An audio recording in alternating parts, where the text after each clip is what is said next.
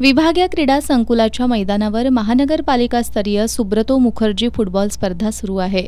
या स्पर्धेत आज 15 वर्षाखालील मुलांच्या गटातील अंतिम सामना महाराष्ट्र हायस्कूल विरुद्ध छत्रपती शाहू विद्यालय एसएससी यांच्यात झाला। महाराष्ट्र हायस्कूलच्या संघानं 2-0 अशा गोल फरकानं मात करत स्पर्धेचं विजेतेपद पटकावलं। महाराष्ट्र हायस्कूलकडून सम्राट मोरबाळे आणि साईराज पाटील यांनी गोल केले। तिसऱ्या क्रमांकासाठी झालेल्या सामन्यात भाई माधवराव बागल हायस्कूल संघानं टाय ब्रेकरवर 4-3 अशा फरकानं न्यू हायस्कूल संघावर विजय मिळवला।